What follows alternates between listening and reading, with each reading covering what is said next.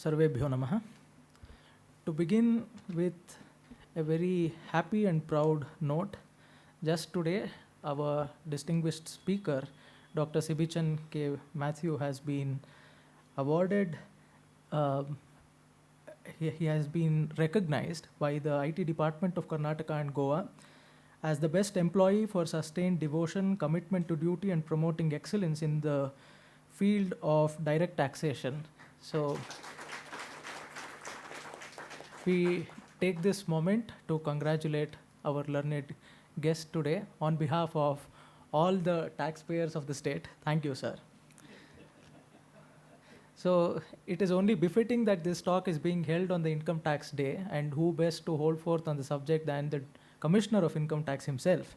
Today we have the pleasure and privilege of hosting an interactive session with the author, researcher, and taxman, Dr. Sibichen K. Matthew. We at the Gokhale Institute of Public Affairs have been very honored to host Dr. Matthew from more than a decade now, I think. So he has been delivering lectures on this platform on various subjects every year. He is well known to the people here. But even so, it so happens that each year, like I mentioned just now, a new feather gets added to Dr. Matthew's cap. And we get the pleasurable task of updating our knowledge of Dr. Matthews. To give his profile very briefly, he belongs to the 1992 batch of the Indian Revenue Service, or the IRS. He currently works as the Commissioner of Income Tax. Previously, he was the advisor of the Telecom Regulatory Authority of India, and he was in charge of Karnataka and Maharashtra, Goa, and Kerala regions. And on the academic front, he has had a sparkling academic career. He was the first rank holder for post-graduation from the University of Kerala in sociology. He has an MPhil from Jawaharlal Nehru University and a PhD in fiscal psychology. He has another post-graduation degree in public policy and management from the Indian Institute of Management in Bengaluru. He is also a certified fraud examiner and is qualified for it from ACFE, Texas. And he is also the author of several best-selling books, some of which include When the Boss is Wrong, Making People Pay, You Just Got Cheated, etc. And what is remarkable about him is he has not forgotten his roots. He is also a distinguished author in Malayalam. He has authored a novel and also a collection of short stories in the same language, which will see the light of day, which will be published very shortly. He is the recipient of many distinguished awards, some of which include the Vocational Excellence Award from the Rotary International, and he has also received the Toastmaster Award from Toastmasters International. These apart, he is also a popular speaker. His talk on TEDx was very well received. He has directed 3 short films. So as is obvious, as is evident, Dr. Sibichen Matthew is a man of many talents, and I extend a very warm welcome to you, sir. Like I said, this is an interactive session, and to pick Dr. Matthew's brains, if I may say so, we have Srimati S.C. Sharada, and like Dr. Matthew, even Srimati Sharada is a person of many talents. She is now a company secretary and serves several clients in corporate governance matters. She is an alumna of IIM Bangalore and is certified as a distinguished Toastmaster. She served the Bangalore chapter of the Institute of Company Secretaries of India as its first woman chairman. She is currently a member of the expert group on secretarial standards. She is also the trustee of Mathru Foundation, which is an organization brought together by Padma Shri Dr. Malati Holla. This is an organization which works with specially abled children. Srimati Sharada, like I said, she wears many hats. She is a professional speaker, startup mentor, and a jury member. What is interesting is she straddles the roles of a mother and a professional effortlessly. And it is a pleasure and an honor, ma'am, to have you with us. We extend a very warm welcome to you. Over to you, please. Should I start? I'll just give one some opening remarks. Please. Hello. Thank you so much. I think it is a change for me to sit here. No? Normally I used to stand there and deliver the talk. So I also feel very relaxed today. I hope most of you attended my earlier sessions also. Used to come with a specific topic and discuss. So this time we thought it would be a general topic, general, just an interaction with each one of you, rather than a monologue. So I'm also looking forward for a worthy interaction today. My friend Sharda is here, so she will trigger in me some thoughts, so that she can even grill me also. So that is what we thought we will do it today. And it is always a pleasure coming back to Gokhale Institute. Though I used to give sessions to different platforms, here I feel at home, like I'm coming back to my home, my family, and talking. So that is a pleasure I get. And whenever I tell about Gokhale Institute to my friends and colleagues, I used to tell about the audience here. So such quality audience, punctual audience. Sharda, you know that, no? It is printed at 6 o'clock. And normally we go to any session at 6 o'clock. Start at 6:30, 6:45. Somebody will come to here to look at the hall. How many people are there in the hall? Then it will be told there. So now 10, 15, 20, 25. Accordingly, the chief guest will be, or speakers will be brought here. Here, Gokhale Institute will not wait for people. If a time is announced, that time things will get started, because time is valuable. If you delay a session, waiting for other people, what will happen? Those who have been punctual, those who have been prompt, so we are putting them we are imposing a big cost on them. So that way I always appreciate Gokhale Institute of Public Affairs for being prompt in all the sessions. I also understand that you had a lot of online sessions in the last couple of years. In spite of COVID, a lot of people logged in to the online sessions and programs. So that way, Gokhale Institute was always active in spite of the pandemic and pandemic-related problems and issues. So with this brief intro, I think I should ask Sarada to start. Thank you. Thank you, Dr. Sibichen. Elrigu namaskara. Good evening to this esteemed audience. I really feel very privileged to be present here today on two counts. One, this very hallowed premises here, which has such a rich legacy of all the events, of the achievements, and your contribution to the country and the society. And Dr. Sibichen has told me so many times about this institute and why he values coming here. And that's even more important than the infrastructure. I think it's the people here, the kind of audience that you are. I really feel very blessed today, and I thank Dr. Sibichen and all the organizers for giving me this opportunity.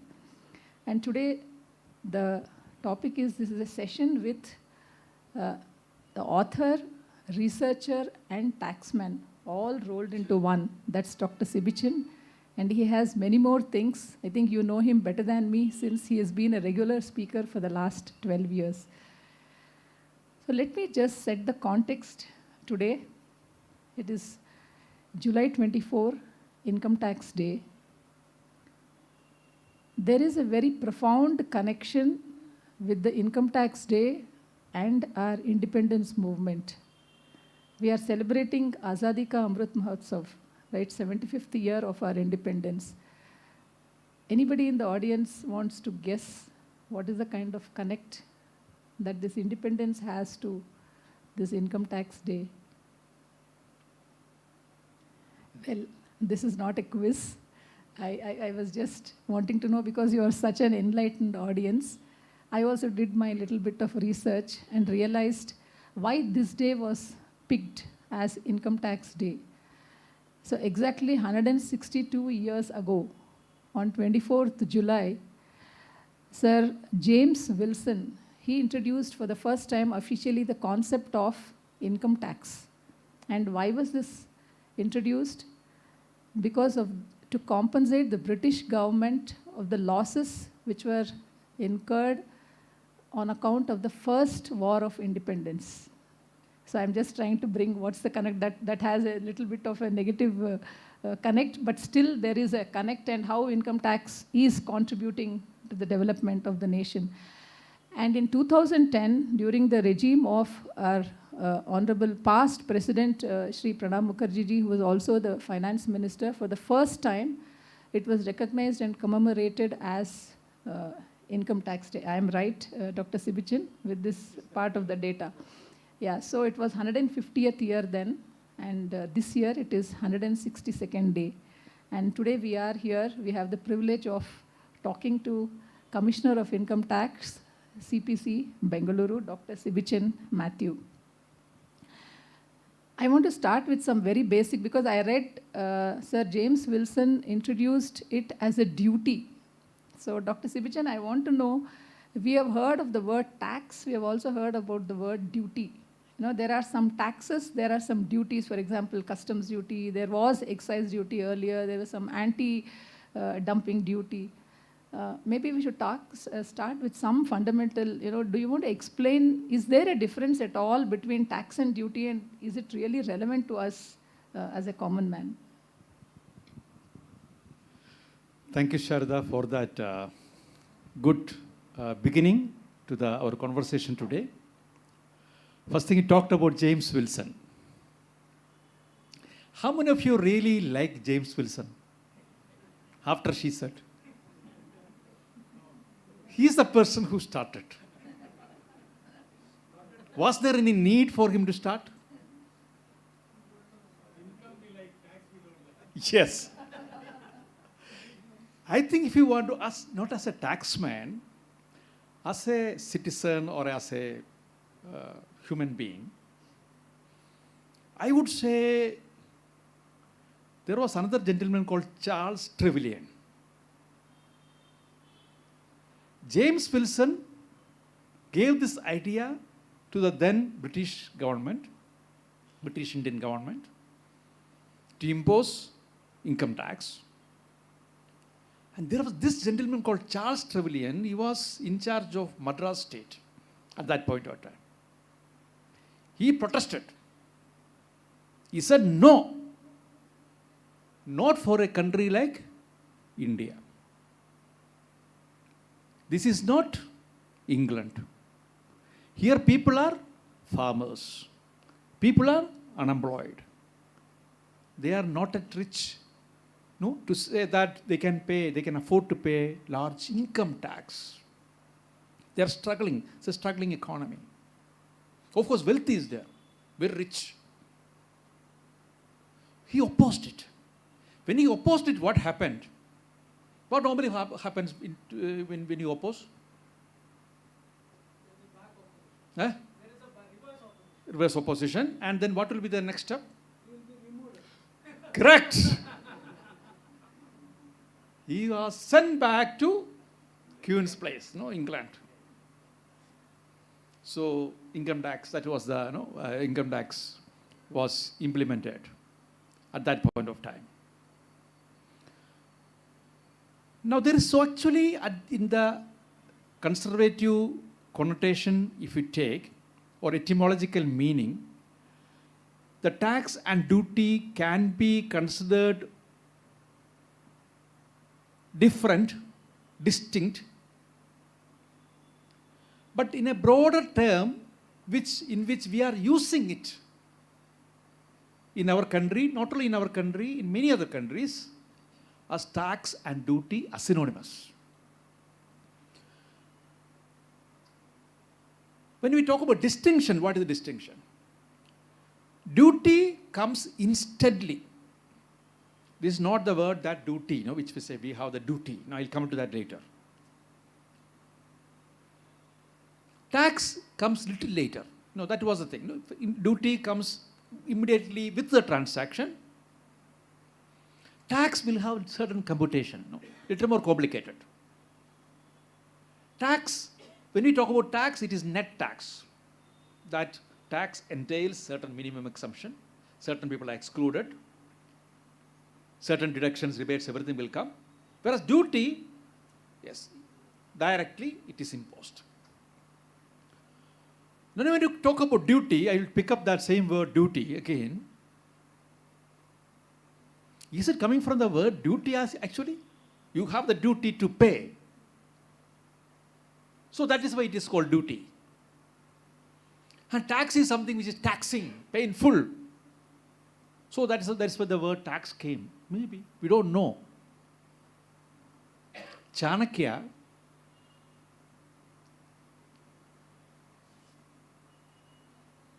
he mentioned this. Actually, what is interpreted as what was told by Bhishma to Yudhishthira in Shanti Parva as Rajadharma, that tax should be collected. How? All of us know about this. As honeybee takes honey from the flower. It should not affect the flower. So that is the basic mission and vision of tax administration from the Arthashastra days. So whether it is a duty or not, whether people like it or not, the burden is on the administration to do it in a systematic way, do it without hurting the taxpayers, and ensure that there is no injustice. Connecting to what Sharada said about duty, duty is basically relates to indirect taxes. Income tax is direct tax. When you talk about duties, cess, and all those things, if you relate it to indirect taxes, there is no equity in indirect taxes. That means I buy a soap from the shop, I pay 10 rupees. A person who is working as my housekeeping person, she also goes from her meager salary, she also has to pay 10 rupees. It is regressive. Whereas tax is progressive when it comes to income tax. So still indirect taxes has the duty element in it, in the sense of duties, cess and fees and all. Otherwise, if you take if you ask, income tax also has cess and fees. Yes, that is, as you know, it's an additional levy over and above income tax which is charged. That is why we have children education cess, something comes, education cess comes, higher education cess sometimes comes. So all those things are added to that. So this is the difference. Thank you, Dr. Sibichen, and also to give that historical perspective going beyond Wilson and the insight. That's the beauty of getting into a conversation with a learned person like you. In fact, I was also wanting to refer to the analogy, beautiful analogy of the honeybee, but you've already brought it. Now that you have brought it, if this is really true, that as the ruler, the government should have equity and should not suck the people, if that is really true, and if you feel that the maxim is being followed, why do people resist paying tax? I won't see if in family we can speak anything, no? I think you should. I won't resist paying taxes, but I also don't like paying taxes. You're admitting this to the whole world. You're on YouTube live. But tell me which person. No, I'm being frank. I won't say that tax is bad, you should not pay taxes. I won't say that. But I would say, when it comes to paying tax, even for me, I feel it painful. A few days ago, I was filing my return. Already advance tax is already, TDS is cut, and so many things are already cut. Still, when I worked out, again self-assessment tax, some more money I have to pay. So when I take that money to pay from my hard-earned balance in the salary account, after spending all expenses, some money is there, I have to pay that also to file my return. Is it a happy thing? I'm a human being. So if I am having that pain, everybody has that pain. How do we motivate people to pay tax? Every year, 3 times in a financial year, I will fail in motivating one particular individual. No, she will pay, but she will ask why. My wife. She is a doctor. So when I tell her, advance tax installment, this is the date you need to pay. The question, many other doctors are not paying.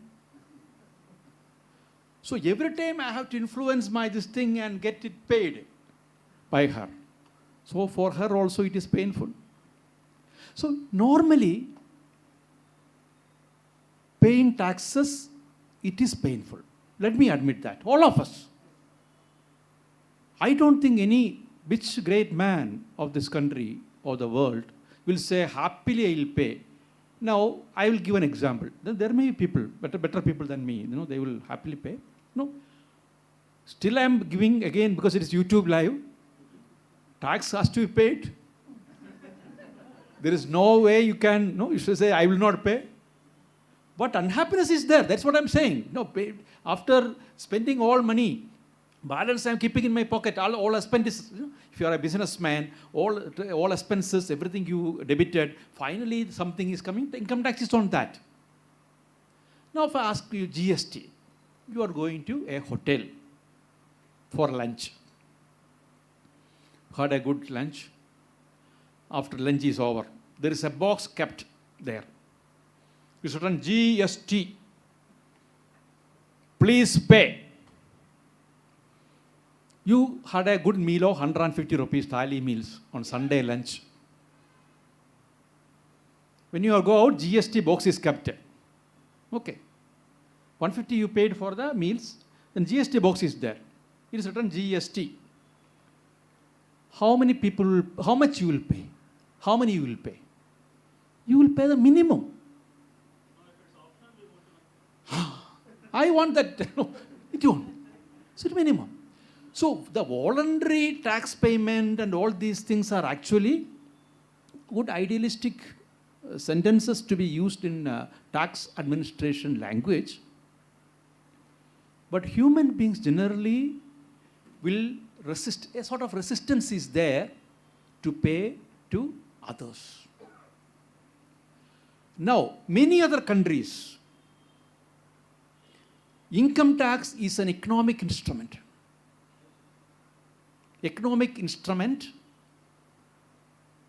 And the entire theoretical notions about tax payment is coming from a utilitarian perspective. There is reciprocity. I pay this much of tax, I should get back from the state, from the government, so much as services, so much as social security, so much as pension, so much of that. But in a country like India, income tax is a sociological instrument. From there the commitment comes. When I told in the beginning, I will resist or I will unhappy, if that is the mood for people when paying to income tax, they are thinking from a rational perspective.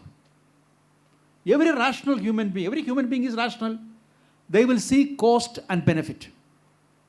When from that perspective, when I filing my return, this much of tax also to be paid, okay, again I have to take from my SB account, then that money has to for tax. A rational man, he feel unhappy. But when we think the larger perspective, purpose of income tax in this country, it has a purpose, social welfare legislation. Indian income tax is a social welfare legislation. When we pay tax to the state, we are not paying for the services we have got from the government, because there is no proportional services, there is no reciprocity. In the same way, we are paying it for those 40% of people who are below the poverty line. Those people below the age of 22 or 23 years who are not employed. There are large cross sections of people who are struggling to earn a living. So when that particular thinking comes to us, still I don't think 150 that when you go out after the lunch, you will put 100 rupees there. We will not put. Let us be frank in that. But we will put something. So when I say in the beginning that as a rational person, we will be having a resistance to pay income tax, when we see the larger framework of taxation in this country, where this particular act is formulated as a social welfare legislation, our mindset will get slightly changed. Though it is painful, I don't mind paying these taxes. Now, Sharada, if you ask me the question why they are resisting, maybe they would say that, okay, it may not be coming back to me, it is so complex, it is difficult, and others are not paying. That is another very important reason. My neighbor is not paying taxes, then why should I pay taxes? No? So all these questions will come to their mind. So normally, there is a chance that, there is a possibility that people resist paying taxes. But in the last few decades, if you see, the mindset has been slightly changed. Again, it is not fully because of the voluntariness of the people that I will pay tax. There are certain other factors which I'll come to that later. Thank you. Does your book, you have written a book called Making People Pay, the Economic Sociology of Taxation. Does it deal with this aspect in some way? Would you want to say something? So my book, Making People Pay, the Economic Sociology of Taxation, it's a sort of, it is based on research conducted on two sets of taxpayers. One set of taxpayers like you and me, regular tax-paying people who file return. So I went and asked them about 1,000 people, why you pay taxes, why you don't pay taxes, what is the attitude towards government and state and tax administration, based on that. So that is the best way to see. When you write a book, if you want to get truth, we have to do research. Any book without research, without data, primary data collection, I don't think it would be, especially non-fiction books in the area of economic sociology and all, should be based on empirical data. If I write a book without discussing with any one of you, I will write my point of view. But when I interact with a larger section of people, I get your point of view, put it in a statistical tool, then we'll get overall weightage. What is good, what is bad, what percentage will like it, and all those things. That is one part. Second set of taxpayers I conducted data collection is that people who were raided by income tax department, searched by income tax department. There what happened, when I asked them, why you evaded income tax? How you evaded income tax? They are telling very clearly what is the modus operandi, what was the reason, and how was the income tax raid. After the income tax raid, what happened? How was the enforcement? How was the assessment? Any penalty was levied on you? So anybody who would like to know about income tax raid also, in that book it is there. Now why, as Sartha asked about why this book's title, Economic Sociology. So what I am focusing in that book is that away from the utilitarian concept of cost and benefit, in a country like India, when we want to administer taxes, we need to think that sociological approach in mind. That is why, if you see, our Income Tax Act has a lot of deductions, lot of rebates, lot of exemptions. People ask, why this is so complex? It is so complex because we want to give more deductions and rebates and exemptions for people, charities, and if you do certain expenses, so some donation if you make, we have to give deductions. So when you give some benefits like that, there should be conditions. This condition should be satisfied. So when you put all these conditions, the section will become a little more elaborate. So that is why it is complex. Now what I would say is that the economic sociology of taxation is something which both taxpayers also need to understand, as well as the tax administrators, that tax payment is, there are different factors making people comply with the taxation. It is not just economic perspective, but also various other factors. So both tax departments should understand that while imposing certain new taxes or raising the tax rate or preparing the forms, they should understand the taxpayer in his mind and then do it. So there is a lot of sociology involved in tax administration. So that is the focus in that. Thank you. I think we have just started off and warmed up, but both Gokhale Institute audience and he require a round of applause, because you could get, I'll tell you why. You could get, candid confession of a taxman, also balanced with the views as a taxman and what are your perspective as an individual. I think Gokhale Institute could get that. So that's why they, you deserve an applause, and also the institute. For the benefit of the audience, I want to read out the first sentence which is there. When you go to the income tax department, you may be familiar with this history of income tax. The first sentence itself reads like this: what poet Kalidasa in Raghuvamsha said, that is reproduced there. It says, it was only for the good of his subjects that the king collected taxes from them, just as the sun draws moisture from the earth to give it back 1,000 folds. And you already referred to that as a reciprocity, and you also said it's an utilitarian tax. Now, given that background, can you give us a sense of two things? One, the trends in income tax compliance over the years. What is your reading on that? And second, how is this money collected from the public? How is the deployment of the tax money in public welfare? So on both these aspects, I would want you to share your thoughts. So regarding the trends in income tax compliance,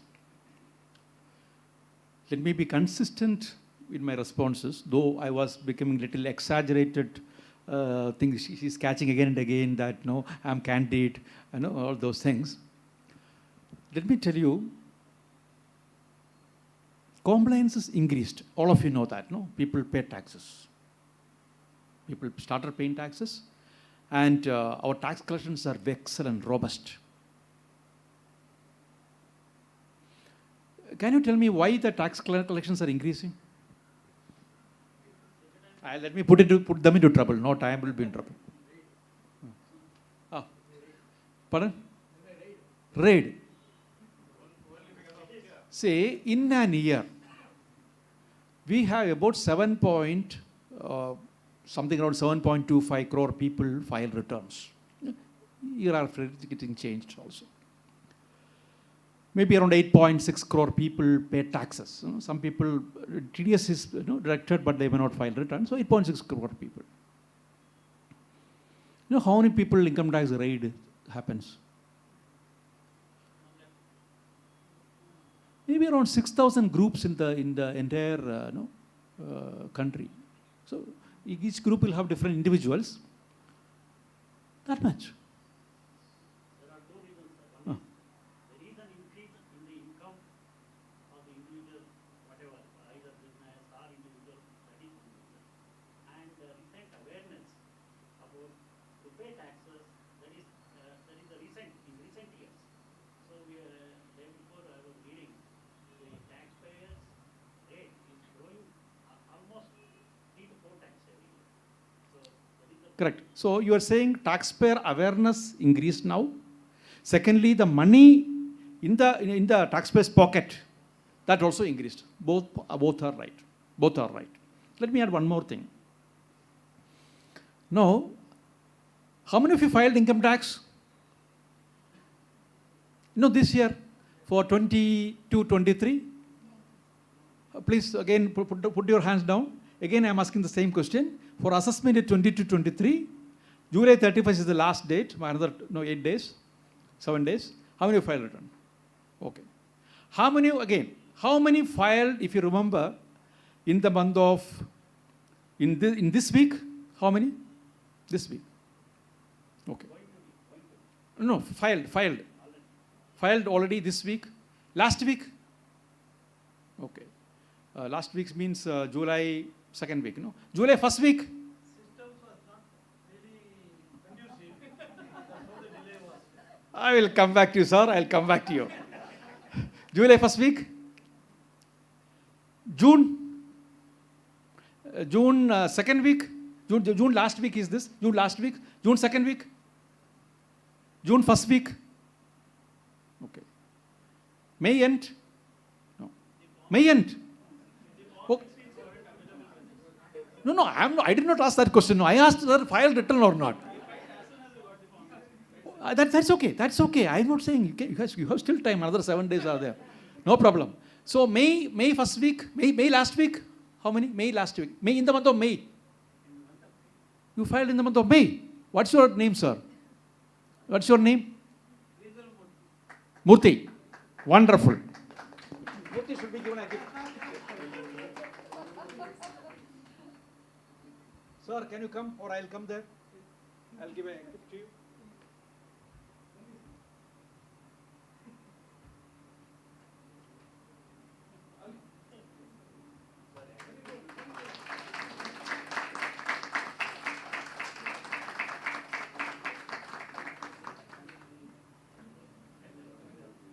So that was a May end.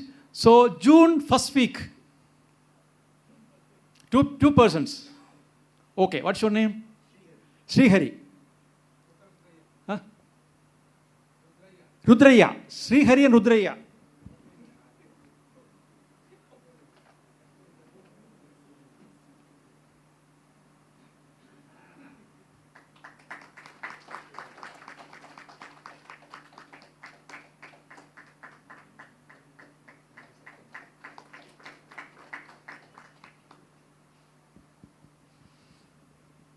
So you should stop there, no? No, I feel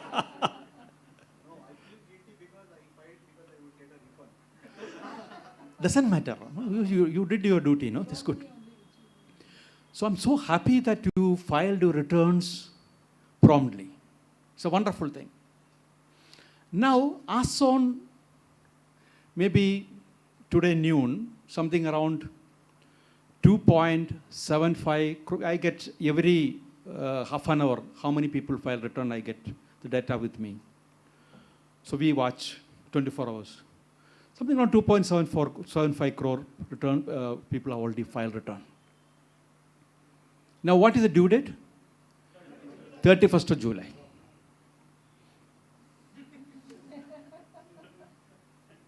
We have how many days? 7 more days to go.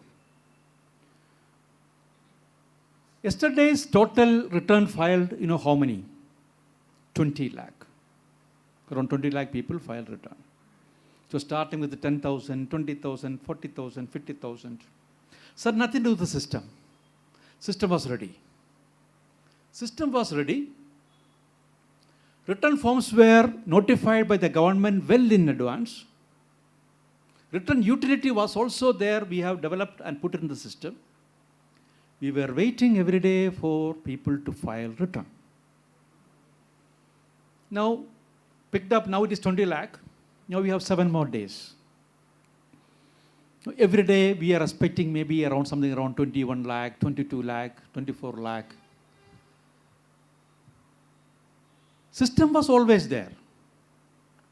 What we, including me, I am also a taxpayer, we all wait till the last minute. On 30th, we will come to system. When everybody is trying, some 40 lakhs people are trying. Last year, the peak was 46 lakh. 46 lakh people. So these 46 lakh people came on the peak day. What they were doing previous 2 months, nobody knows. No, it was not 2 months. We extended like anything last year because of COVID and all those things. So when everybody comes to the system, there could be some issue. So it is we have to try to come early and file the return. And system is robust. Hopefully there will not be any problem, sir, in the system. Even on the last day, that is what we have, people working 24 hours.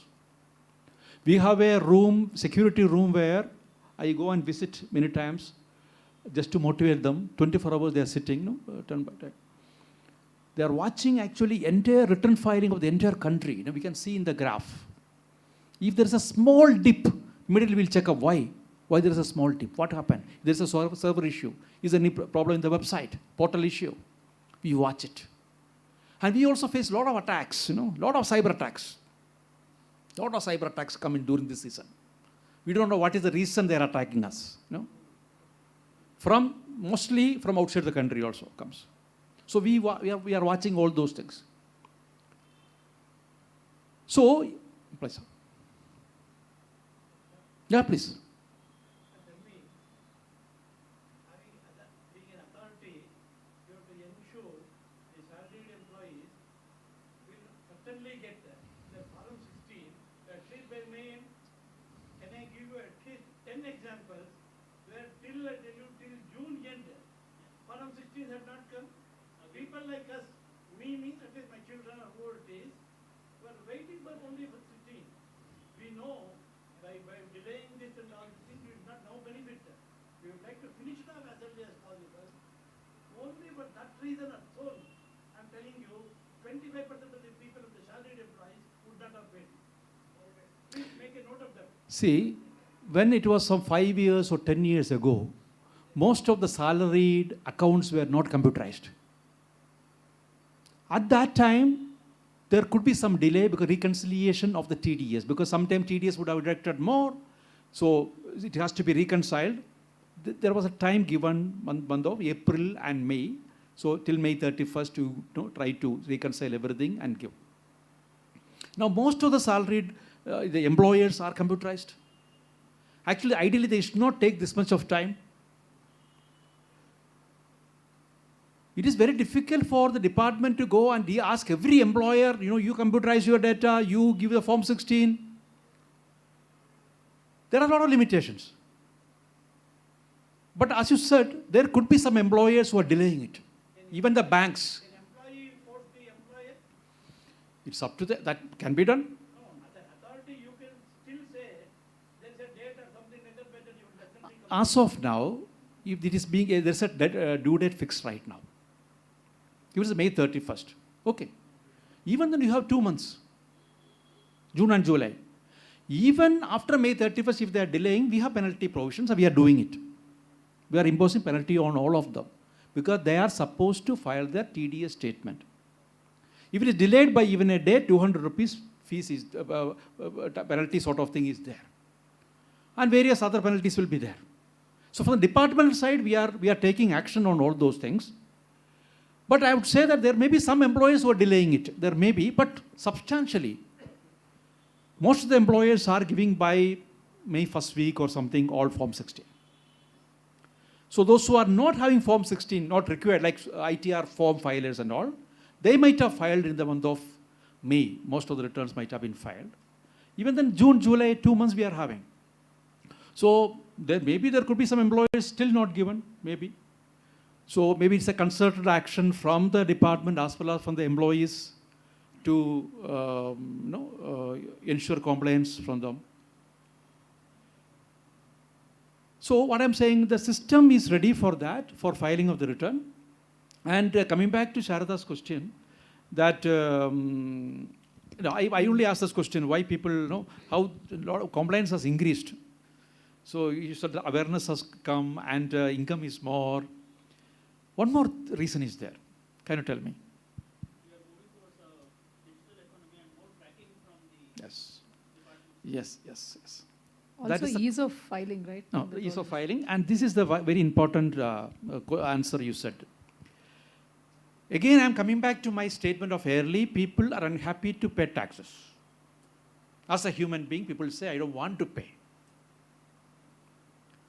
Why I pay? Because TDS is cut. Why I pay is because it is tracked. Earlier it was only TDS. Now we have something called AIS, Annual Information Statement. Yeah. I take my own example. Yes. I mean, it might be a little off topic. Right. TDS is all okay because we all know we get our Form 16, we know what our salary is, we know which bracket we fall into, what percentage, all that is okay. But the other things like your capital gains or any other gains, things like these, there's no proper awareness or there's no proper education, I would say, amongst the masses as to how this needs to be calculated. For example, in my own case, there were some capital gains that I incurred, and nobody kind of educated us to kind of go ahead with those short-term capital gain taxes or long-term capital gain taxes. So without that knowledge at the back of our mind, I also incurred some penalties and fines from the IT department, and I saw that only after filing my returns, and I had to pay an X amount of money as my from my end to bear those penalties and fines. But I don't think any of us, as the bigger mass in the country, is made well aware of what these things are, how these things should be handled. Because TDS, we don't really have to. I know. Yeah. Sir, it's better to have interaction after some time, after completing your main listing. That is better, I think. Otherwise, Definitely. I just answer that question alone very fast. See, most of the taxpayers, we have a tax calculator in the income tax site itself. You can calculate there itself. Okay, for that. For the if a complex capital gain you're having claiming some exemption, all those things, we have taxpayer education series released by the income tax department. It is available in the portal itself, taxpayer education series, and also in the income tax India website it is available. Now, for a simple capital gain tax calculation and all, everything is available there. But it's very complex, means you may have to consult an expert. No, if you want to plan your tax in that, you want to claim some exemptions, reductions, rebate, you cannot take a risk. No, some penalty will come later. So at that point of time, you may have to consult a CA for that. So department cannot enter into the shoes of a what you call a chartered accountant suggesting things, but how to calculate capital gains, everything is there. It is. Pardon? can a TDS kind of implementation be done for the other kind of gains? No, that won't be, people won't prefer that, no? Because what happened, if it is, TDS is something which is cut without any basis. But you may have certain, you have sold a house, you invested in another house, you don't have to pay even a single capital gain tax.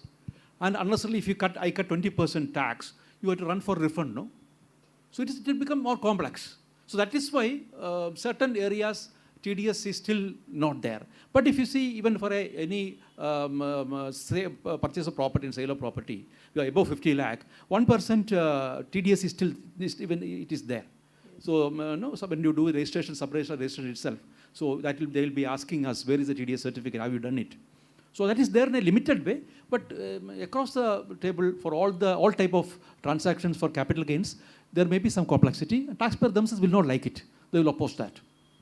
There are avenues for you to invest and so that you don't have to pay, no? So there's a planning avenue which is provided in the law. So you should take benefit of that. Yeah, I think you covered the trends, in the ease of filing. Of course, the audience also has touched upon this topic about income tax portal, how it's functioning. I know last year when there was a new version, there was a uproar everywhere. I know you yourself, including the government, and you have faced a lot of flack. But I must say, I'm sure the audience also will agree that it has improved drastically, and we are getting especially refunds. Yeah, we must give it to the department. Refunds used to take so many months, if not weeks, but today it's functioning very well.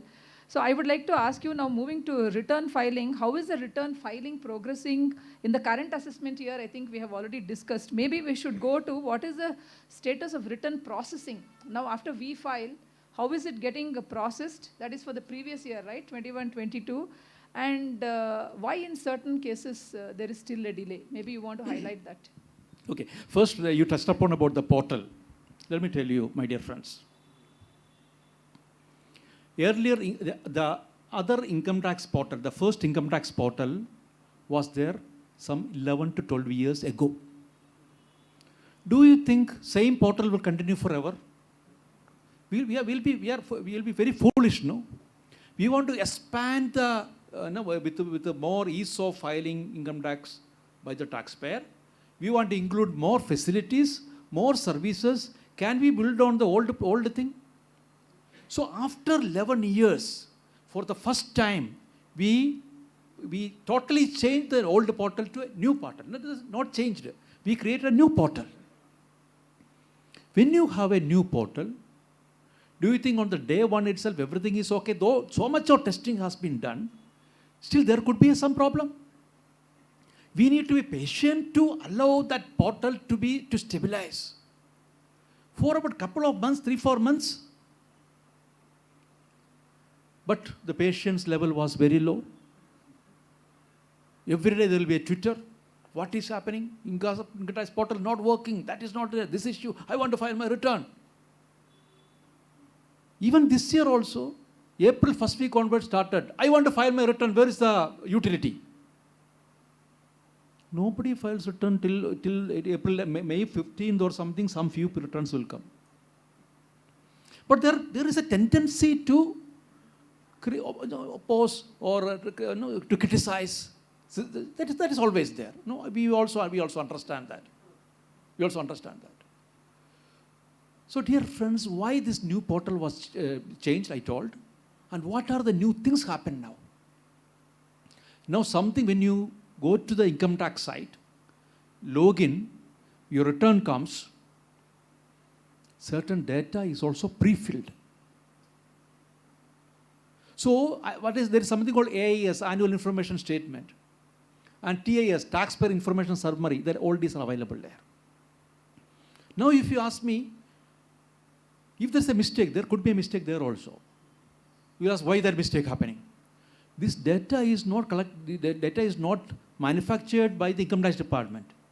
This data is from various sources. Your bank will report to us. Your registrar office will report to us. Wherever you have done some high value transaction, they will report to us. And all these data will be compiled. There could be some data entry error somewhere. Instead of TAN, they might have put PAN in the TAN, one digit is wrong. This can also happen. But even then, error is very less. Now, this is also a suggestive thing to you. I was filing my return. I found my SB account interest, whatever interest income, which is actually more, when I went through the tax banking site and downloaded interest statement. When I went through my AIS, I found less. Many people, what they will do is they will take AIS interest because it's low and put it. So I take it as an awareness session to all of you. Please don't do that. That is only a guidance. So awareness, sometimes it may be showing more. Don't worry. You show what is correct for you in the return. That is only suggestive. So whatever pre-filling data which is available there, don't think that is 100% because there could be errors. There's only guidance for you. Later on, department also may ask in some cases where income is very high in that particular thing, you are not taken it. They might ask some details. So that doesn't mean that is perfect. No, so that pre-filling will be there. The most important thing which has happened in the new portal is the speed of processing. So Sarada was asking about processing. Assessment year 21-22. That is the thing which you have completed now, 2023 going on now. When I joined the department many years ago, I used to wait for my intimation under 143(1)(a), the processing intimation, almost 1.5 years to 2 years. And all of you will share the same experience like me. Refund will come after 2 years. Many times we have to approach the department through the CA, or you have to go to the corridors of department, file a complaint, then you get your refund. Now, at that time, then CPC, when my office started around 11 years back, it was 214 days average to process a return. In 21-22 assessment year, that is last assessment year, there were 24% returns processed within a day. So there is no exaggeration because I am in charge of that. So I will not say wrong statistics. And 53% within 15 days and 70% within 1 month we processed. And 21-22, 98.5% returns already processed. Now our Sarada asked, what happened to the balance returns? Balance returns should have been processed. Return processing is in an automated way. Some cases what happens, once you file your return, you submit your return, and there is something called verification. Many people will send either ITRV by post or e-verify later. Or if the CA is filing the return, CA will say, okay, we have 120 days to e-verify the return. The OTP will come to your mobile. We can do that. They forget about it.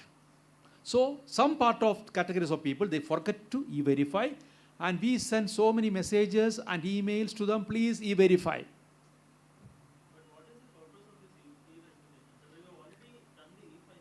What is the authentication? It's a legal document. It's a legal document. But there is no signature, no. So it's like e-signing. Yes, it is like a digital signature. That who has filed the return? I'm telling you, day in and day out, we face court issues, legal issues. Because many people are claiming somebody else is filing return, somebody else taking my refund. So we have to be very careful about that. And second thing is that there are cases where certain columns are not filled. Certain fields are not correctly filled. TDS is done, that details are not there. TAN is wrote wrongly. Lot of mistakes come. Those cases, what we do, we will send a communication to the taxpayer.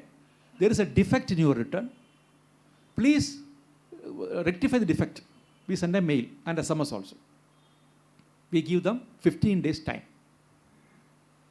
Third set of people, there will be a prima facie adjustment. There will be a wrong claim made in the return. The claims are not matching in the return. The schedule which has to be attached is not there. Exception claimed is in a wrong section. Those cases, what we will make some prima facie adjustment. Before that, again we will send a notice. 30 days time. You reply. Then only we will make adjustment. You will wait for your reply. Now, in all these cases, I told we are sending mail and we are sending SMS and all those things. 60% of people, no response. But as per the law, within 15 days, defective communication reply is not given, we have to make the return invalidated.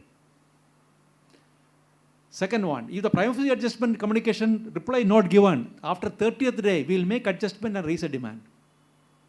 Now, why people are not responding? Because the email given is wrong. Email is given of chartered accountant or articleship clerk or a ITP. And the mail goes to their thing, and they get so many mails, they don't respond. But in a note, we cannot have both. We want speedy processing, speedy refund, so we want a centralized processing center, computerized. At the same time, we cannot afford to have even a single error in the return. Because it is a computer which is processing the return. No? System is monitoring. So that is why balance 1.5% of 21-22 still not processed because of these issues. So as and when it is completed, then only the processing will happen. Thank you so much, Dr. Sibichen, for so clearly. I'm sure all of you will agree that, what are the challenges you as a department person is facing, your team is facing.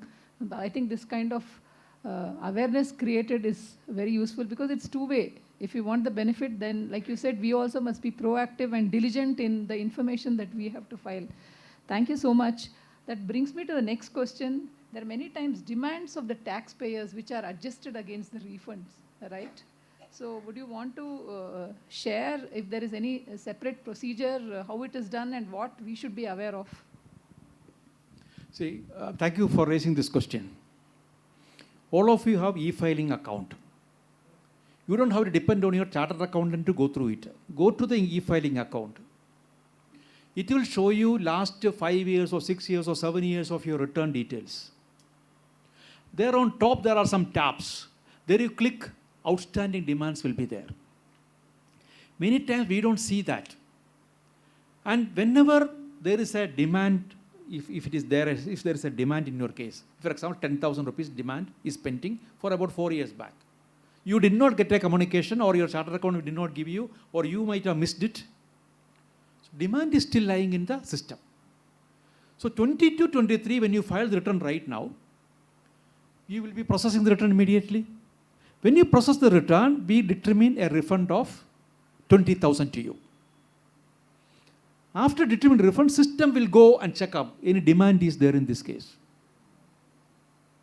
So what did department will do immediately? We will not adjust immediately. We will send a communication. Give them 30 days time. There is a demand for this year. Up till 5,000, we won't even issue communication, we won't adjust. So if it is 10,000, we will say, okay, this is a. We will wait for the reply. And if the taxpayer says, no, this 10,000 demand is wrong, I already paid this challan. The challan might not have been entered properly. I have paid it. Or there is an order against me in scrutiny, which I have already, which has been rectified by the assessing officer. It might not have got uploaded in the system. They will say disagree or agree. If they say 10,000 demand is correct, oh, it's a correct demand only, I will pay it. If they say agree, we will adjust it. If they disagree, what we will do? After 30th day, we will send it to, and after once we get a response, disagree response, we will send it to assessing officer. Taxpayer has disagreed. What do you say? Because he is the person who knows the file. He will say, no, no, this demand is correct. But this demand is not correct. He said demand is not correct, we will not adjust. If he says demand is correct, assessing officer, then we will adjust it. So that is the reason certain cases demand adjustments will happen. So what is the awareness I am going to tell you here? Please ensure that if any demand is pending in the last 10 years in your account, find out what is the reason. If it is your mistake, please pay it off.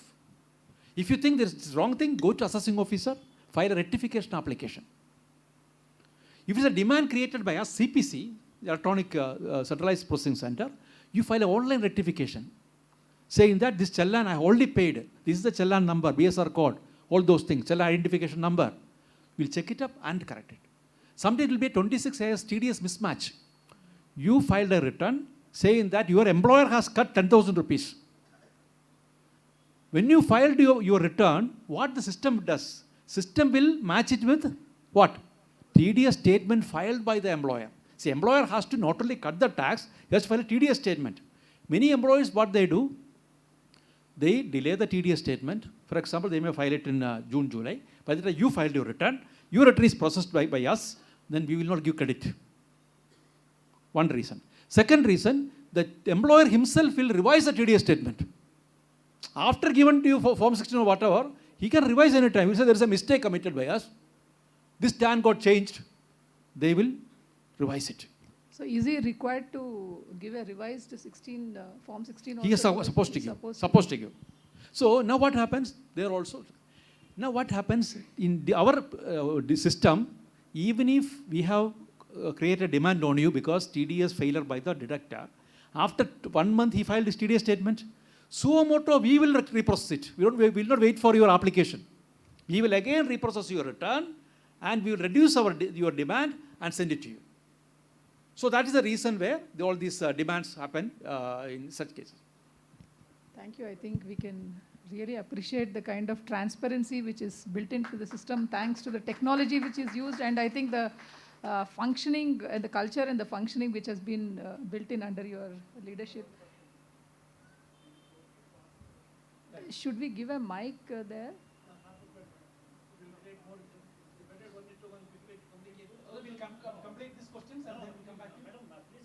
Yeah, I'll just complete. I think we have only one or two left. There is some flow in which we are talking.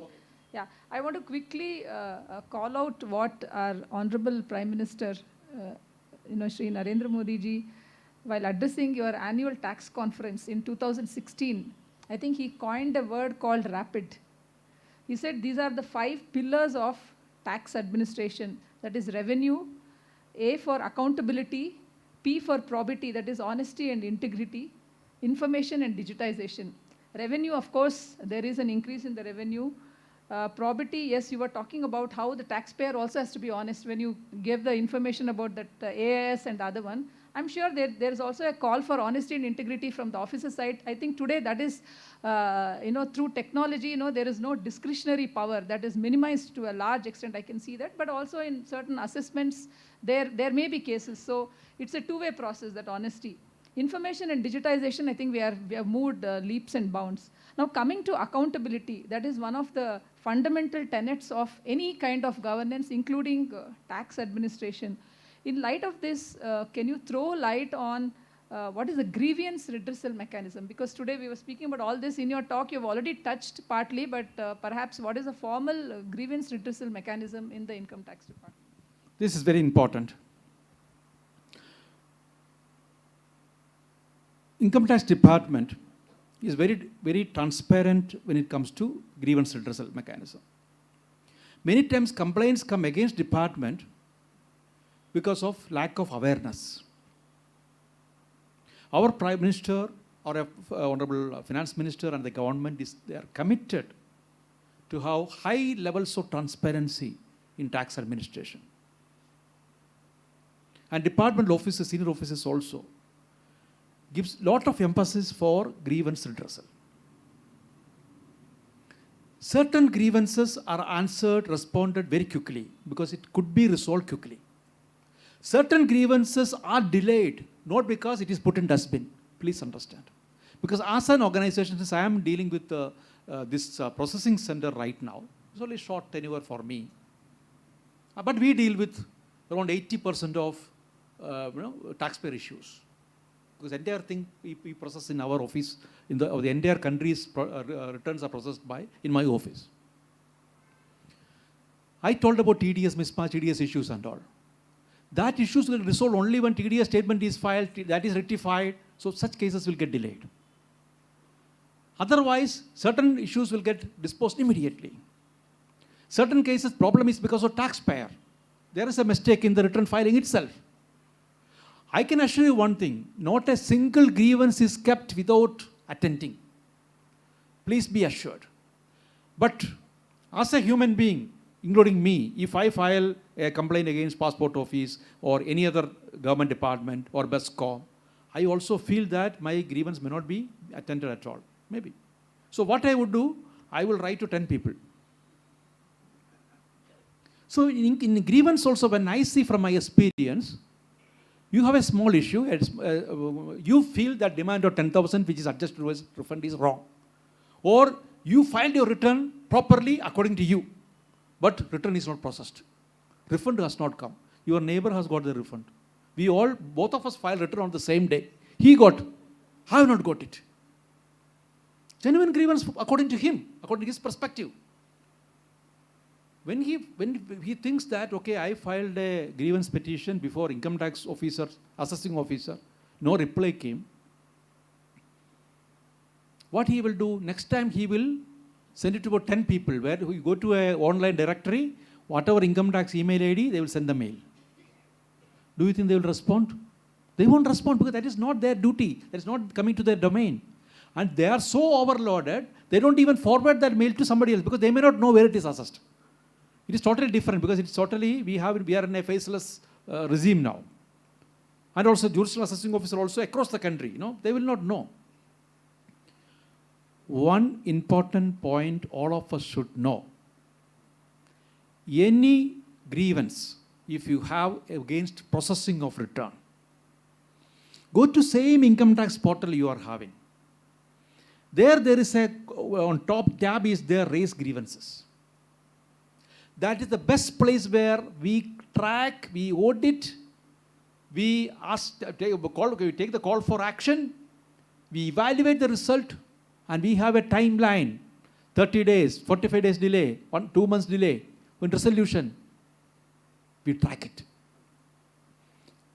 But what happens, many times people tweet, people send some mail to some email ID, people send letters. All these cannot be effectively tracked. Now, when I took over in this charge, I told my officers, for me, the top priority is grievance redressal. I know it is difficult for you because you get thousands of grievances every day because we deal with the 7.25 crore people, my office. So daily there will be a lot of grievances. It may not be difficult for you to reply to everyone. But I told my team, try at least, my acknowledgement must send acknowledgement to everyone. At least they should know that it has been received. Secondly, after about, I think, 15 days or 1 month, if there is a delay in resolution because of some technical issue or because there is a problem in TDS, certain things which taxpayer had to do has not been done, inform that person. If you give a reply, 50% of his problem is solved. He is happy. Somebody is listening to me. So we are committed actually to resolve all the cases, but there may be some disadvantage position. We are in a disadvantaged position because we may not be able to give an interim response to everyone. But we are trying our level best to try to give an interim response after a few weeks so that they should not go here and there. So the first and foremost, my request to you is that please use the portal grievance facility, which is tracked. And we also have a call center, which is in 12 languages. It is from 9 a.m. Morning till evening. I think it is 9 a.m. to 8 p.m. On all days, including Saturday, Sunday it won't be there. And during the peak days, it will go up to midnight. We have the call center working during the e-filing season. We have e-filing call center. If you file, when you're filing a return, there is a problem, pick up call. We have people to guide you.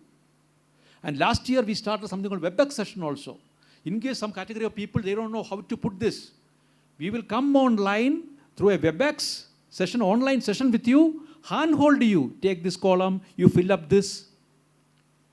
We have dedicated people, frontline people. If the frontline people cannot resolve your queries because some technical query will be there, they will escalate to a income tax personnel and to the officer. So we have a strong team of help desk people to attend to you. So grievance redressal mechanism is very much there, and if it is related to general grievance, not related to processing, there is something called Aikar Seva Kendra, ASK Center in every income tax office. There also you can send a mail, or you can walk in also. And any taxpayer go to income tax department will be received with respect. It's not like any other department. It is always you get respect. You will not be snubbed. You will not be, anytime if you want to go and meet any commissioner or chief commissioner also, most of the people, I'm telling you, most of the people will oblige. Yes, please come. Please sit. What's the problem? So this is the way our grievance redressal mechanism is happening. Thank you so much. I think there was a lesson or two even on, basic etiquettes of communication. I think first thing is to acknowledge and then to say who is responsible to act on this and within what time the action will be taken. I think this is the process you have explained. I'll just interfere. I'm sorry if I'm interfering this. I should say this. If there is some returns, I deal with 7.25, 7.3 crore people. They would have sent mail to somebody without knowing where to send a mail. Then they will check up Google, processing center, who is the person. Somebody, since I am an author, I am a researcher and all, my profile is there in the internet also. Somehow they will call up the CBDT office and find my number. I'm telling you the number calls I get. First of all, I had to work for 14 to 16 hours a day because so much of work, very complex, so much of work we have in our office. I need to really think and guide every minute to my team, because a lot of changes we have to make and a lot of resolutions we have to make on things, fixes. Can I attend to all the calls? But I try my level best. At least my status message is that please send a message. If I take a call and speak, my 5 minutes will go. Including to my higher-ups, I say please send a message. Even my own senior officers. Because message, immediately I get the grievance, what is the issue. I can forward to my team, then get back, and at least something will be, if I can give feedback, I'll give a feedback. Emails also, so many emails also will come. No, it will be difficult for one person to do that because we have a grievance mechanism, 200 people sitting there. Ideally, they should go there, not to me. Because if I start explaining to each taxpayer, then I cannot do the work. It will get affected. So, most important thing is that these are the challenges which we face actually in the senior level. But if all of us follow that typical grievance redressal mechanism, we audit every calls. No? If the call center people, if a call center employee talking you in a rude way, we are auditing every conversation. Okay, if anybody complained to me that, no, that fellow was very rude, we call for the record, what he has talked, why he got it. Sometimes taxpayers also irritate that fellow also so much. I'm telling you, that fellow cannot answer certain things they will ask, which is not in the purview of that person. And they are also youngsters, our own children, no? Our own youngsters, 23 or 24, 25-year-old people are there sitting there. Sometimes they may be, no, they won't shout, but maybe some raised, people think it's an impolite. But those cases also we take action, we send them away also, many cases. So we have a large number of people. I think that is the best way. We audit all conversations. That's the best way for grievance redressal mechanism. So that's what I would like to add. Sorry, I'm sorry. I've taken a lot of time. No. In it says that it will be recorded. Both of will be cautious for this. It's very assuring to know it, to what detail you are explaining to all of us. Perhaps even private sector may not be having this system because, when you say customer grievance, there is no redressal. Unfortunately, I really hope, there are several other ministries also who are completely on the digital platform. I do not want to name the ministries because day in and day out we are facing issues with them. Most of the times we raise a query, they will say you raise a ticket. After that, the ticket will just be closed and say it's resolved, but it will not be resolved. We will be raising hundreds of tickets, but I don't know whether this system exists, but if it is not existing, there is a live case where it is successfully running, and I think you're telling all of us, we are experiencing that also to a large extent. I really hope that it is emulated by other ministries. I'll go to the last question. Maybe you would like to share with us, you talked about assessments, faceless assessments and e-assessments. What does the future hold for us as taxpayers? And this is already introduced, right? So maybe you want to highlight that. See, our Honorable Prime Minister has taken lead and introduced the faceless assessment. Now, before coming to that, I will also I would like to explain to you how the Income Tax Department enforcement works. I told about searches. Searches conducts after so much of inquiry, so much of investigation, so much of surveillance, then only searches happen. Scrutiny is taken only in 0.5% or less than 0.5% cases. Scrutiny. There are limited scrutiny and detailed scrutiny. That also based on system data only. Not because, I don't like my neighbor, so I will file a complaint to Income Tax Department and they'll come and do scrutiny. No, it won't. These are all done in a very, very professional way, very scientific way. A limited scrutiny, if on one issue, only one issue, they will ask you, you have to provide the details. And we have the e-assessment that you don't have to step into Income Tax office. You don't have to see the face of the Income Tax officer. You can do it online. And we have started this video conference facility also, that in a hearing, you can log into the officer and explain everything to that person. So this faceless assessment, which is happening right now, is that, yes, if your scrutiny is taken with the department, your assessing officer may be in Calcutta, maybe in Shillong. So they will pass the, do the assessment. If investigation to be conducted, there will be investigation separate review unit is there. That will be maybe in Pune. And there may be a reviewing unit, again, to check up whether the draft assessment order is correct. That may be in Kerala. And finally, the judicial assessing officer, your own assessing officer, sitting here, will serve the order to you. It will come online only. It will come online. So that faceless assessment has come. So there is no question of any harassment to the taxpayers. So that is what is the faceless assessment we are having right now. Thank you, Dr. Sibichen. I think we have just 5 minutes left, right? We need to close at 7:30. Yeah, there are questions. I think I would like to allow the person right at the back to ask this question. If any of you have questions, please walk up to the podium and ask the questions. Please keep the questions short and pointed. We have time enough to accommodate only a couple of questions. Please, sir. I think after him, next, sir, I would request you to ask, and then the youngster there. Hello, sir. In 2000, yeah, I would like to narrate two incidents. In 2008, that I filed my. Sorry to interrupt. Maybe you should keep it as one. Yeah, only a question because we are short of time. Oh, okay. So 2008, I filed returns, and I got this demand notice. Right. Then I went to the portal and said disagree. Okay, again I went to the office with complaint with application, and they gave me the acknowledgement, right? But still, I went a couple of times there with the complaint, but still it's not resolved. It's still there. But I got a note. I mean, when I went to the this CPC, there was a notice on the notice board that 2008 was some mistake, and we'll correct it. It's not from my end; it's from the department's end. But still, that is there. Still, to date, it's still there.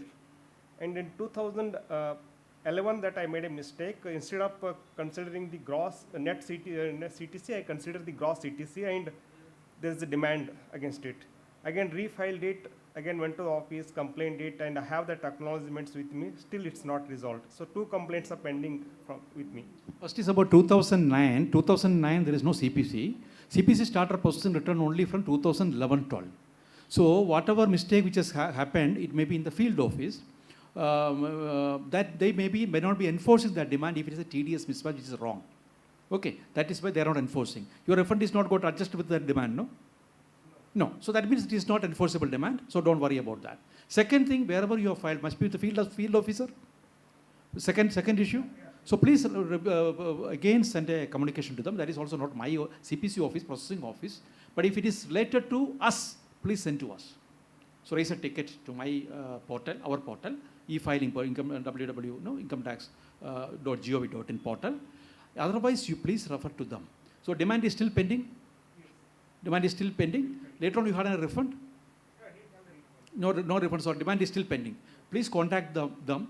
Otherwise, also we have a demand facilitation center. How much is the demand? One is 18,000, one is 15,000. I'll tell you. There is one demand facilitation center which we have started right now. We start as a pilot project in Karnataka and Goa. First time in the country. We have about 200 people sitting in Mysore.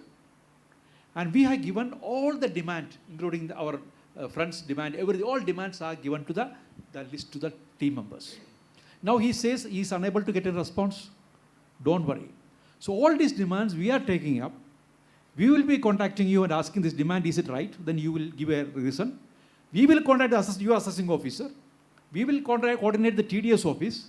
We are going to facilitate that. So as a pilot project, we started about 4 months ago. This we are going to do it. So definitely, I think this also will be taken care of. Sometimes when we see around 80% of cases, taxpayer thinks, oh, there's a mistake, blunder committed by the income tax office. Useless fellow sitting there. They're not seeing it. When we go through it and say, see, there is a mistake here, this is your problem. Okay, sir. So many times don't think that it is because of us. Maybe you are correct, but you might not have entered it correctly. Because system is computing it.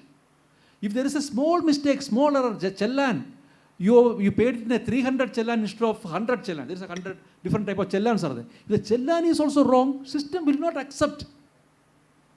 So when we tell this back to them, then they will understand, they will correct it and resolve it. So everything can be resolved. Nothing cannot be resolved. That is why we have the demand management center. We are going to take up each one of your demands and we will try to resolve it. Okay? On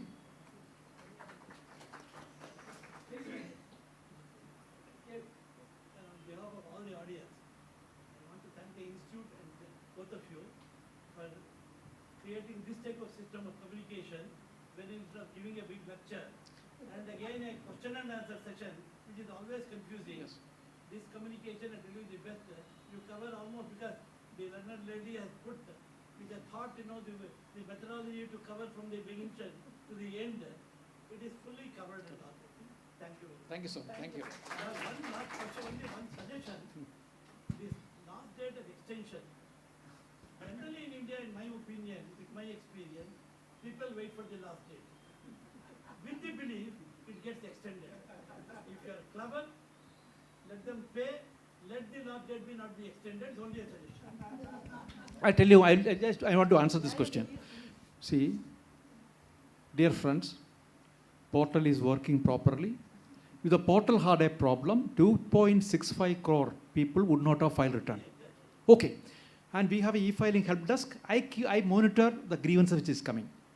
Out of 100 grievances, 80 grievances are related to their own network issue. They have not uploaded the latest, they have not downloaded the latest return form, latest utility because of them. 20% maybe because of some network issue, server issue from your side. Everything is solved. This many people have filed return. Now another 20 lakhs every year they will pay, they will file. But there could be some people, they will put a tweet, they will put a complaint saying that system is not working. And highlight it and will have a campaign, no representation. No, different bodies will do that. So then the government will be under pressure sometimes. The government also have to, government has to listen to the people. No? So I hope this time there will not be any extension. People will all file return properly. I hope there will not be any cyber attack on the system. Things will all be okay. And as you said, if you delay it, next year also they will think it will get extended. No, if you extend right now, every year they will think. Gokhale Institute, they know that they will start at 6:05. 6 o'clock, 6:05 it will start. So people come on time. Is it not? So it is like that. Thank you so much for your appreciation. Sir, I wanted to acknowledge one thing, that as far as income tax response is concerned, as you have mentioned, it's my own personal experience. I never had any sort of complaint about that. People are always responsive, that is one thing. And the main criticism about the portal, as you mentioned, it is because of the deadlines fixed and failed previously. And otherwise everybody was happy about the new portal. Because of the deadlines fixed, even otherwise it was not, it was continuous problematic testimony. There was issue, otherwise everything is. Thank you so much. What I am telling is, a man getting salary of 10,000, this is a pure suggestion, 10 seconds, sir. Please. If a man getting 10,000 rupees, he have to pay 1,000, this is not just think of. You pay 11,000, he will pay 1,000 rupees without paying. If it is eccentric, So what I couldn't understand actually was just that. What is the question? Sorry. it's an eccentric, sir. Ah.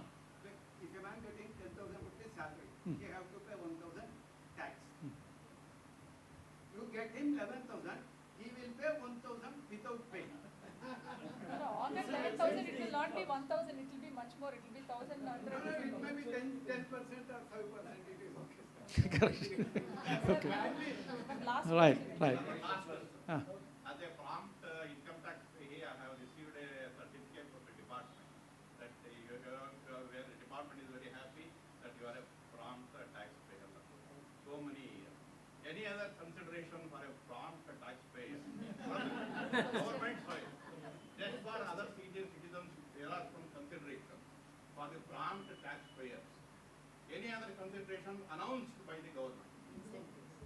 So as of now, this is only consideration that you will get a certificate, but you will get respect, and you will have peace of mind. You will sleep well. So these are the good things government has said. No BP, no. So everything is accounted. You have paid tax very well. You will sleep well. No. So that is the biggest incentive I think government has done. Definitely. Now I have the 2 more books. So I was thinking. So who is the senior most person here who has filed return for this year 22-23? Senior most means anybody above 95 here? 95? 95. Have you filed return? 91. 91. Income tax return have you filed? You don't have to file any case, no? At least he has come and listened. Yes.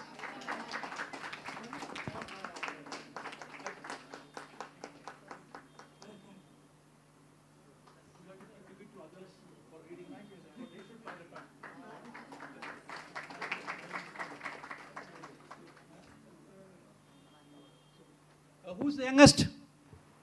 Youngest here who filed return? To anybody 21, 22, 23, 24, 25, 26, 27, 28, they are all watching cricket. 29, 30, they are in WhatsApp and social media. How about you? 30. Okay, you are the youngest. Can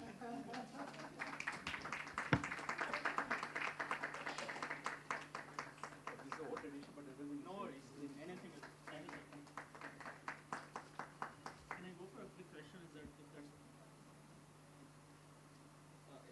yeah, very quick. Any capital gain computation? No,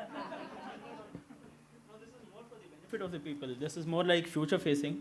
I know from the past couple of years there's been this new regime versus old regime kind of a debate, wherein you're saying we'll do away with the exemptions and deductions. So is that where we are headed as a country, where you want to bring in one single taxation law without any deductions, exemptions, and a very simple way of calculating tax? Is that where we are headed, sir? Or? Thank you so much for raising this question. This is depending on what people want. Okay. If people say that I can forego my medical reimbursement claim, I can forego my PPF claim, I can forego my post office saving, I can forego my whatever 10,000 rupees SB account interest exemption, if I can forego disability dependent I am having, that claim I am having. So if they are, that is why government says, we don't want to impose anything on you. Those who don't want to claim, you say you are coming under new regime and you have a lesser sort of tax burden. If you want to claim it, you claim it, still your tax exemption claim will be less. So that is what government has done right now. It is in a just we have to study it. Last year only not many people have opted for new regime. So this year we will be analyzing it, how many people have opted for the new regime and how it is benefiting the tax. It's not for government wants more revenue, no, it's not that is not the thing. If the government, if the taxpayer also wants government to take away all these deductions and rebates, everything, so the income tax form will be simple. It will be good for the government also, processing also will be faster. But some people say, no, I want some deductions, I want some rebates. Then we have to give that option also. So definitely government will think about that, I suppose, because we are only implementing body. We don't have any power to make decisions. It is by the government. Definitely we will give inputs to government on these things. Thank you.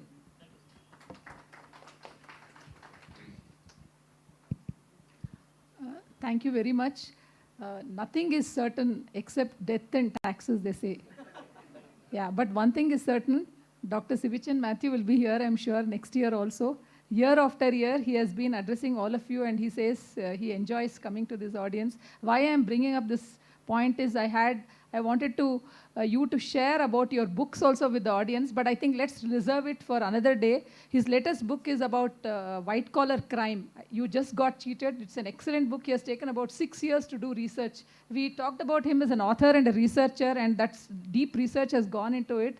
It's a must-read for all of us because we think white-collar crimes are only affecting some corporates or somebody who is really rich.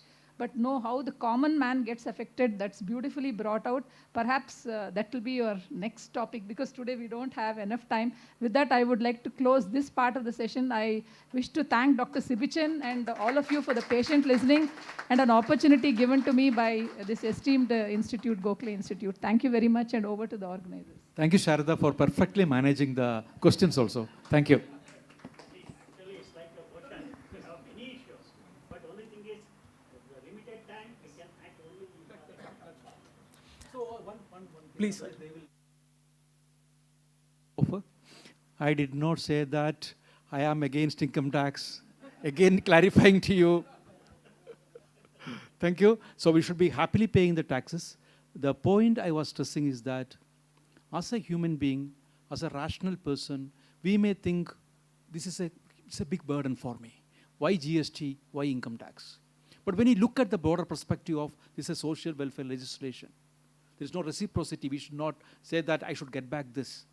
That mindset we need to slowly change, and this is for the welfare of this great country. So we all have to we have to give strong foundation for this country by paying tax honestly and sincerely. Thank you.